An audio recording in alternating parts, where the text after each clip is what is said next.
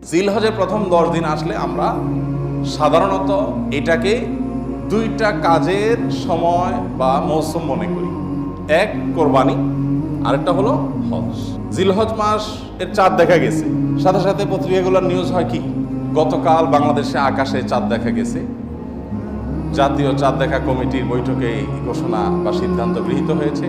অতএব আগামী অমুক তারিখ পবিত্র ঈদ উল আজহা, গোসল খাইতে পারবেন আপনারা অমুক তারিখে, সুসংবাদ গ্রহণ করেন। এ হলো নিউজের সামারি, তাই না?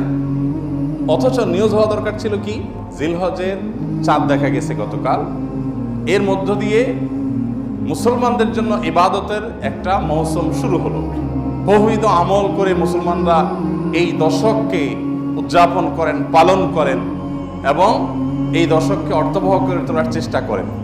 এ হলো আমাদের সমাজের বাস্তবতা, উঠে আসবে, তাই না? এখন জিলহজের চাঁদ উঠলে আমাদের মাথায় আসে, আমাদের স্মৃতিতে আসে গরুর ছবি আর ছাগলের ছবি, ঠিক না? ঠিক বলেন। কোরআনের পাতা, তসবির দানা, জায়নামাজ, দোয়া, চোখের পানি, এই স্মৃতিগুলো কি আমাদের মাথায় ভাসে? তার মানে কি আমরা সঠিক জায়গায় আছি? জিলহজের প্রথম দশকের চাঁদ ওঠার সঙ্গে সঙ্গে আমার স্মৃতিতে যা ভাসা উচিত তা কি ভাসছে? ভাসছে যেটা, সেটা ঠিক আছে, কিন্তু শুধু সেটা ভাষাটা ভুল। জিলহজের প্রথম দশকের চাঁদ ওঠা মানেই হলো দাঁতে কচমচ করা গোশত খাবো। কেন গোশত খাবেন? ভালো কথা। গোশত খাওয়ার আগে কাজ করেন, কাজ না করে খাবেন কোথেকে? আল্লাহ, কখনো কখনো আল্লাহর বান্দাদের থেকে আল্লাহ এমন এমন কথা বলায় নেন যেটা আসলে ইমান জায়গা নিয়ে। গত কয়েকদিন আগে আমার মা বেড়াতে আসছেন, উনি একটা কথা বললেন। সকাল নাস্তা করতে করতে 10টা-11টা বেজে গেছে। নাস্তা করার পর আবার একটু পরে জোর করে দুপুরে খানা খাইতে বসলাম আমরা। তো আম্মা হঠাৎ করে বললেন যে, বাবা, নাস্তা খাওয়ার পর থেকে দুপুরে খাইতে বসলাম, একটু আগে নাস্তা খেলাম, এখন আবার ভাত খাইতে বসলাম। এর মধ্যে কি এমন কাজ করছি যে আমি আবার ভাত খাওয়ার উপযুক্ত হয়েছি? নাস্তা খাইছি কেন? শরীরে এনার্জি তৈরি করছি, এই জন্যই তো।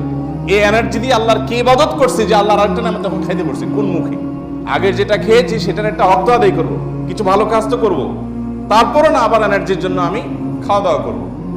আগেরটা করছি, করে এখন আবারটা খেতে বসছি, মাঝখানে আমার অ্যাচিভমেন্টটা কি, অর্জনটা কি? আমি চিন্তা করলাম যে কত বড় কথা।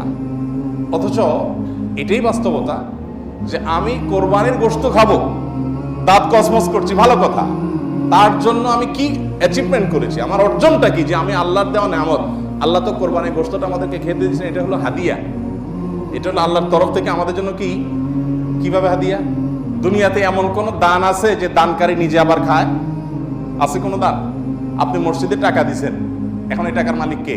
কে মালিক? না মসজিদ কমিটি? মসজিদ কমিটি মালিক? মালিক হলে তো মসজিদ কমিটি বাইরে নিয়ে যেতে পারতো। মালিক কে? আল্লাহ। আমরা মসজিদে টাকা দেওয়ার মানে হলো আল্লাহ আপনাকে খুশি করার জন্য দিলাম। আপনাকে তো ডাইরেক্ট দেওয়ার সুযোগ নাই, আপনার ঘরে আমি দিলাম, এটা আপনাকে দিলাম, বিনিময়ে আবার আপনার কাছ থেকে নেব। তাহলে আল্লাহর সাথে গিভ এন্ড টেক হচ্ছে, তাই না?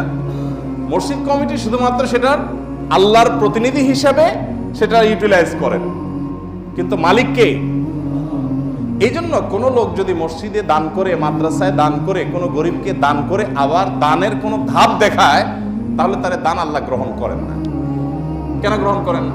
কারণ তুমি তো আমাকে দাও নাই, তুমি সেখানে দিয়ে ভাব ধরেছ যে এটা তো আমার দান, আমার দেওয়া, এবং সেটার ফিডব্যাক তুমি আশা করছো। তাহলে আমার কাছে তুমি আর আশা করতে পারো না। আমার জন্য দিয়ে থাকলে শুধু আমার কাছে আশা করবা, আর কারোর কাছে কিছু আশা করবা না। তো আল্লাহ রাব্বুল আলামিনের দান, আল্লাহর জন্য দেওয়া, যত অপশন আছে আপনি দেখেন। আপনি একটা গরিবকে কিছু টাকা দিলেন, দেওয়ার পর আবার সেটা আপনি ফেরত দিতে পারেন? এটা তার হয়ে যায়। মসজিদে দিয়ে দিয়েছেন, মসজিদের হয়ে গেছে। মাদ্রাসা দিয়ে দিয়েছেন, মাদ্রাসার হয়ে গেছে। যত দান আছে দেওয়ার পরে সেটা নেওয়ার সুযোগ আছে। একটা দান শুধু আছে, একটা দান, সেটা হলো কোরবানি।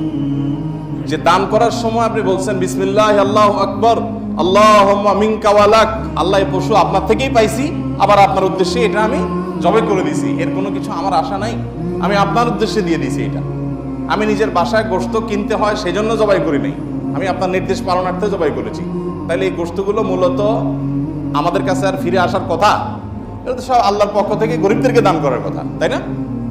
কিন্তু না, আল্লাহ কোরআনে বলছেন ফাকুলু মিনহা, কোরবানির গোশত থেকে তোমরাও খাও, তোমরাও খাও, আর ওয়াত'আমুল কানিআ ওয়াল মু'তার, যাদের আছে আত্মীয় স্বজন তাদেরকেও দাও, প্রতিবেশীদেরকেও দাও, আবার অভাবী মানুষদেরকেও দাও। তার কি দাঁড়ালো?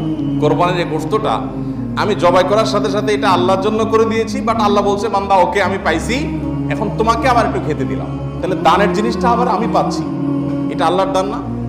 তো আল্লাহর দানটা পাওয়ার জন্য কি উপযুক্ততা তৈরি করছেন আপনি? আমাদের এই প্রশ্ন বিবেকে জাগা উচিত যে আমি কি উপযুক্ত তৈরি করেছি। এই জিলহজের প্রথম 10টি দিন ইবাদত বন্দিগি করার মাধ্যমে আল্লাহর সেই উপঢৌকন পাওয়ার উপযুক্ততা আমার মধ্যে তৈরি হবে। আমি শুধুমাত্র পানি সেচার সময় নয়, মাছ ধরার সময় হাজির হয়ে গেলাম, 10 দিন ইবাদত বন্দিগির খবর নাই, ঈদের সময় দাঁত কসকস করে গোস্ত খাইতে বসে গেলাম, এটা হতে পারে না। দেখেন, ইসলামের সৌন্দর্যের একটা দিক হলো এটি যে আপনি রমাদান জুড়ে ইবাদত করবেন, সারা রমাদান জুড়ে পরিশ্রম করবেন, এরপর আল্লাহ তাআলা বলবেন বান্দা জান্নাতের আনন্দ তো পরে, নগদ তোমাকে একটা ঈদ দিলাম, আনন্দ করো। বলেন ঈদের আনন্দের যে নির্মলতা, ঈদের আনন্দের যে আপনার অনুভূতি, এই অনুভবটা অন্য কোনো আনন্দে পাওয়া যায়? পাওয়া যায়। মানুষ ঈদের বিকল্প দাঁড় করানোর জন্য বহু চেষ্টা করে, অমুক দিবস তমুক দিবস আন তান, কিন্তু কোনোটাতেই আসলে ঈদের জায়গাটা কখনো পূরণ করা যায় সম্ভব না। আল্লাহ তাআলা নিজে বান্দাকে অলৌকিক এক আনন্দ দেন, লৌকিক কোনো আনন্দ না। এখানে এই আনন্দটা ভেতর থেকে আসে, গরিব ধনী সবার মধ্যে আসে। তো এটা যে দিচ্ছেন আল্লাহ তাআলা, তার জন্য আগে একটা ইবাদতের মৌসুম রেখেছেন, রমাদানের 30 দিনের মৌসুম, আর এই ঈদুল আজহাতে 10 দিনের মৌসুম। এই পুরো সময় ইবাদত বন্দী করবেন, এরপর আপনি ঈদ উদযাপন করার জন্য নিজেকে উপযুক্ত হিসাবে আশা করতে পারেন। আল্লাহ আমাদেরকে তৌফিক দান করুন।